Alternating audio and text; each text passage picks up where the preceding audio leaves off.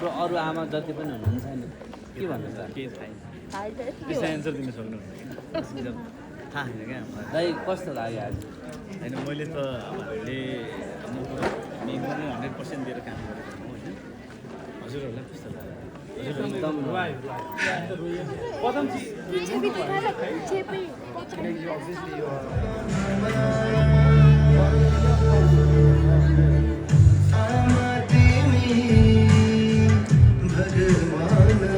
Hello नमस्ते everyone यतिखेर हामी गोबर गणेशको प्रिमियरमा छौँ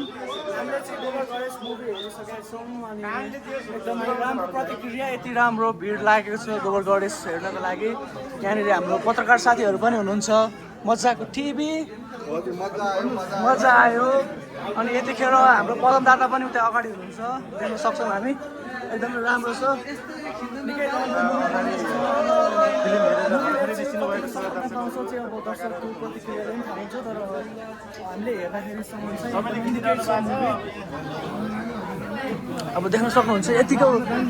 यस्तो भिड छ कि अब कुरो पनि ठाउँ छैन यस्तो छ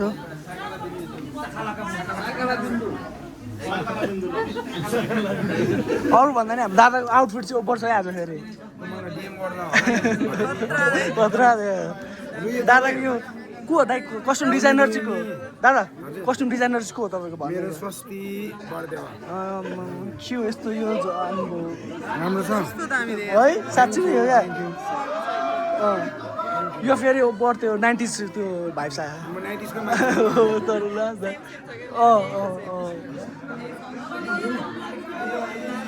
दादाको लुक्स चाहिँ फेरि बढ्छ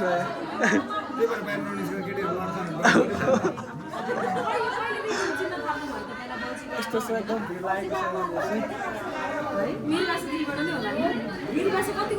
ल यहाँ हाम्रो बल्छु दाईको मम्मी हुनुहुन्छ मम्मीको थोरै यहाँ खिचौँ है त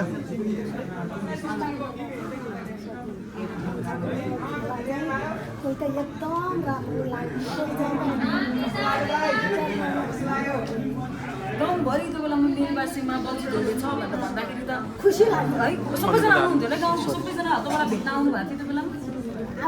घर घरमा टिभी छ ए हो होइन भेट्न चाहिँ आउनु भयो होला न छोरो त अहिले टिभीमा आउने भएछ भन्ने भएको थियो नि त त्यो बेला हजुर के भयो नि नाम पनि कमाछ पिटाइले खान्छ संसार चिन्या छ आमाले के होइन आमालाई त छोराले अहिले सफलता पछाडि खुसी दिइरहनु भएको होला नि त होइन के खुसी दिइरहनु भएको छोराले सुनौँ न एकछिन मलाई छोराहरूले सबै थोक खुसी दिइरहेछ कोही भाइ छोराले मलाई खुसी दिएछ यहाँ आउनुहोस् बस्नुहोस् उहाँ के नबस्नुहोस् तपाईँहरूले हामीलाई दुःख गरेर हुर्काउनु भयो तपाईँहरूले एउटा पेसा लगाइदिनु भयो तपाईँहरूको पेसा थिएन होइन चाकरी थिएन भत्ता थिएन तिर्सी हामीले छोराहरूलाई यहाँसम्म पढ्नु दुःखै काटेर आएर आउने अहिले छोराहरूले गर्व लाग्छ होला है यहाँ आउनु बस्नु तपाईँहरू दुःख नगर्नु बस्तुस् तस्तु के नपाल्नु हाम्रो मन चाहिँ मान्दैन सकुन्जल हामी हुई बस्छौँ बिरामी भयो भने दुई छोरा बुहारीले आउनु यहाँ भन्छ मलाई यी उपचार गरेर पठाउँछ म उपचार गर्छु जान्छु फेरि म त काम त नानी घर त जति भए पनि गर्छु यहाँ चाहिँ काम उतैको बानी लाग्यो नि त होइन छोरा कहिले रुनु भएको छ किन तपाईँको अगाडि आएर आज यस्तो भयो भनेर रुनु भएको छ छोरा आज यहीँ गएको यहाँ मैले यहीँ गरेदेखि भयो अझ कुरोको देख्नु भएको थिएन कहिले आफ्नो पीडा तपाईँसँग जाहेर गर्नुहुन्थ्यो कि हुन्न त्यो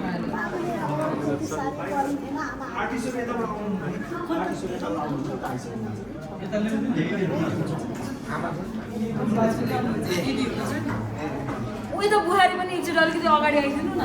होइन घरमा चाहिँ महिलाहरूले विशेष गरी आफ्नो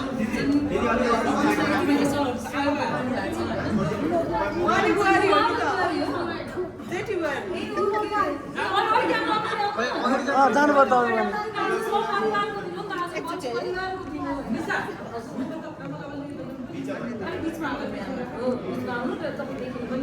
आज कस्तो लागिरहेको छ दर्शक मन्दिरलाई पनि सोच्नु है फाइनली अब तपाईँको श्रीमान ठुलो पर्दामा आउनु भएको छ कस्तो महसुस भयो म चाहिँ एकदम केही भन्न सकिरहेको छु मैले खुसी पनि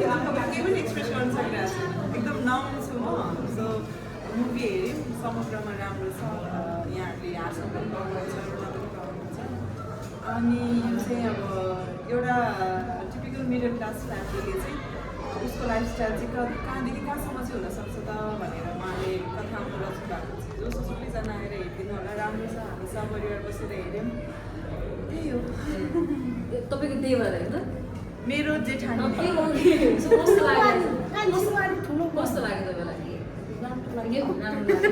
सबैजना घरमै यति धेरै सफल व्यक्ति हुनुहुन्छ अहिलेको टाइममा होइन ठुलो पर्दामा आउनु सायद धेरैजनाको सपना पनि हुन्छ सपना आफ्नो सपना आफैले साकार पनि गर्नुभएको छ उहाँले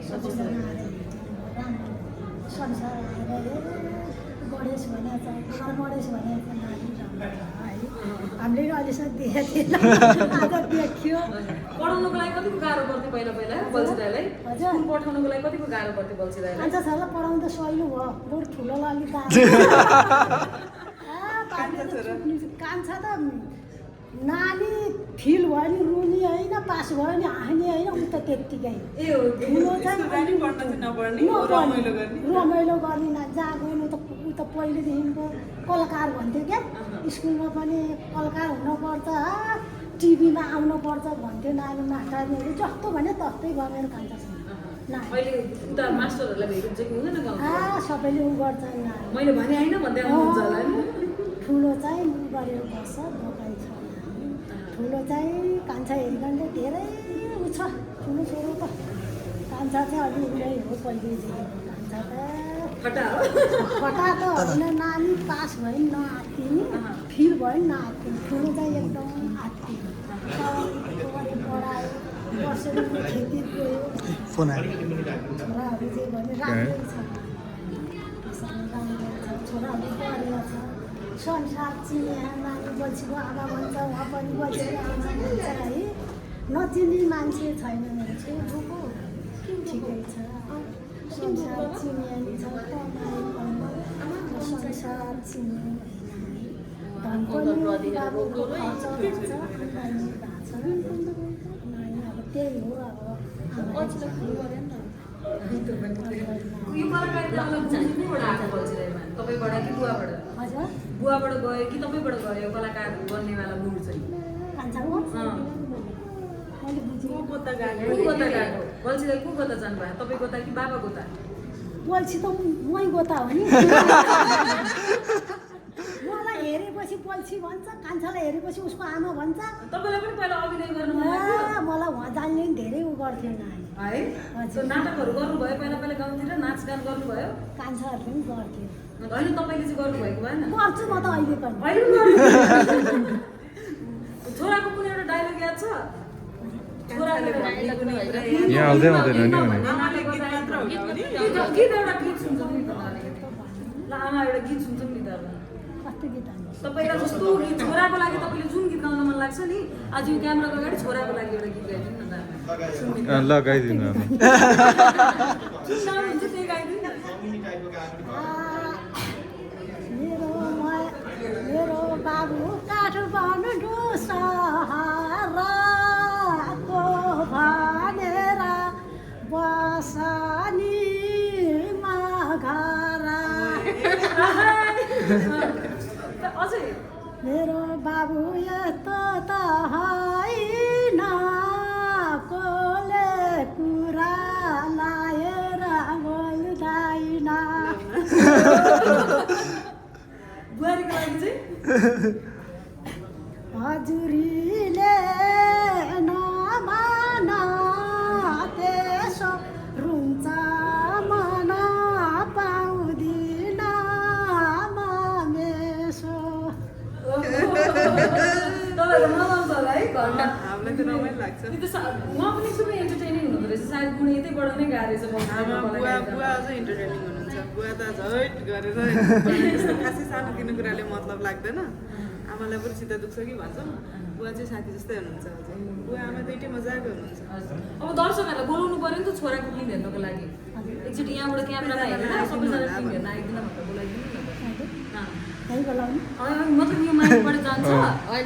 तपाईँलाई बोलाएर हजुरहरू यहाँ आइदिनु भन्ने के भन्ने त्यही त फिल्म मेरो हेर्नु छोराको फिल्म हेर्नलाई आइदिनु होला राम्रो छ भन्ने मेरो छोराको फिल्म हेर्न हजुरहरू आइदिनु होला कहाँ कहाँदेखिको आउनु भएको छ आउनु भएको छैन आउनु होला मेरो बाबुको फिल्म राम्रो छ गणेश गोबर गोबर गणेश है मेरो बाबुले कस्तो राम्रो छ आफूलाई Thank you.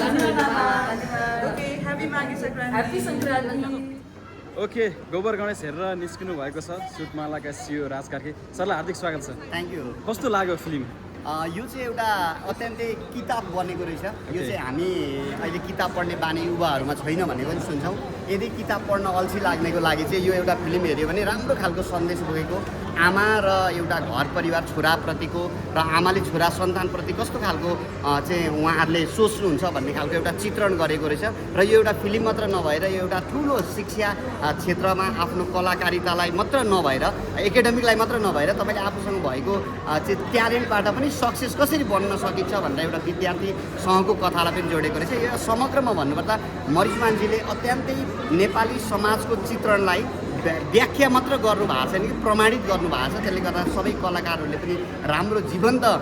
कला चाहिँ प्रस्तुत गर्नुभएको छ। सबै कलाकारहरूप्रति नमन छ। र यदि तपाईँ चाहिँ नेपाली चलचित्र प्रेमी हुनुहुन्छ भने सम्पूर्णलाई आएर हेर्नको लागि पनि अनुरोध गर्दछु। तपाईँले यो चाहिँ 2 घन्टा 20-25 मिनट बस्दा पनि तपाईँले यति शिक्षा पाउनुहुन्छ कि र तपाईँले आफ्नो जीवनको एउटा भोगाइको कथासँग चाहिँ रिलेटेड छ। सबैलाई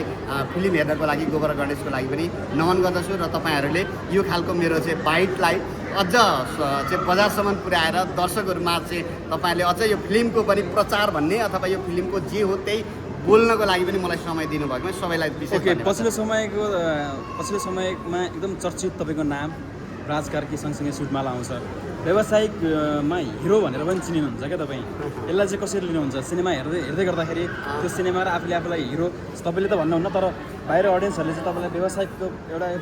यस्तो हिरो जसले चाहिँ यो मोटिभेट गर्नुहुन्छ होइन, उद्यमीलाई अलिकति प्रस्ताउँदै हुनुहुन्छ, यसलाई चाहिँ कसरी लिनुहुन्छ? यस्तो छ, म चाहिँ के भन्छु भन्दा म पनि शिक्षा क्षेत्रमा लामो समय 1 दशकभन्दा बढी काम गरेको र म चाहिँ के भन्ने भन्दा तिमी जहाँ हुन्छौ त्यहाँ लिडर बना। तिमी जुन क्षेत्रमा छौ त्यसको चाहिँ लिडर बन्नुपर्छ भन्ने लाग्छ। अहिले म व्यवसाय क्षेत्रमा छु र व्यवसायलाई मैले आफ्नो समाजमा कस्तो खालको चाहिँ योगदान गर्न सकिन्छ भनेर लाग्छ। त्यसले गर्दा लुगा बेच्नु मात्र पनि व्यवसाय होइन, तपाईँले आफ्नो व्यवसायबाट समाजमा कस्तो खालको चाहिँ परिवर्तन पाउनु भएको छ अथवा प्रभाव पाउनु भएको छ भन्ने कुरा लाग्छ। र अहिले मलाई यो टेलरिङ क्षेत्रमा अत्यन्तै सबैले चाहिँ रुचाएको चाहिँ एउटा ब्रान्ड जस्तो बनेको छ सुटमाला। त्यसको लागि तपाईँहरू सबैको माया र सबैले हामीलाई विश्वास गर्नुभएको यो चाहिँ एउटा उपहार जस्तो पनि हो। त्यसले गर्दा सबैजनालाई यो सुटमाला र मलाई तपाईँहरूले दिनुभएको यो सद्भावप्रति नमन छ, सम्मान छ। झट्ट हेर्दा तपाईँ कुनै चलचित्रको नायक जतिको हुनुहुन्छ क्या, है नायकभन्दा कमी हुनुहुन्न। के छ कलाकार जस्तोलाई यति धेरै माया गर्नुहुन्छ, तपाईँ आफू पनि चर्चित हुनुहुन्छ। राज कार्की चाहिँ सुटमाला लिएर कलाकार क्षेत्रमा प्रवेश गर्नुहुन्छ के छ? यस्तो छ, अब जीवनमा कलाकारिता भन्दा नि सबै नेतृत्व नै हो। हिरो तपाईँ आफ्नो क्षेत्रको सबै क्षेत्रको आफै नै हिरो हो। चलचित्र नै खेल्नु पर्दैन, तर मैले जुन खालको फिल्ड काम गरेको छु त्यो क्षेत्रमा चाहिँ एक खालको हिरो बन्ने नै चाहना इच्छा त छ। तर मलाई यो एउटा चाहिँ चलचित्रमै लगानी गरेर अथवा चलचित्रमै आउनुपर्ने छैन। त्यसले गर्दा मेरो चाहिँ सानैदेखि स्कुलिङदेखि चलचित्र क्षेत्रका सबै साथीभाइहरू जोडिएको हुनाले म पनि एउटा कलाकारिता जस्तो छ। कहिलेकाहीँ मान्छे झुकिन्छन् भने कलाकार हो तपाईँ कहिले हाम्रोमा आउने, तपाईँ आइदिनुपर्छ भन्ने म्यासेजहरू पनि आउँछ कोही बेला। किन भन्दा कलाकार हो कि व्यापारी हो कि पाराको कहिलेकाहीँ बजारमा आउँछ। त्यो आउनुमा चाहिँ सबै तपाईँहरूले दिएको माया हो र म कलाकार क्षेत्रलाई धेरै सम्मान गर्छु। किन भन्दा एउटा कलाकारिता भनेको शिक्षाको सबैभन्दा ठुलो प्रभाव पनि त्यहाँ देखिएको हुन्छ। त्यसले गर्दा शिक्षाको रिफ्लेक्सन नै कलाकारिता हो। त्यसले गर्दा सबैले यो कलाकारितामा आफ्नो क्षेत्रलाई नै कलाकार मान्न सकिन्छ। हस्, थ्याङ्क यू सो मच। हस्, थ्याङ्क यू।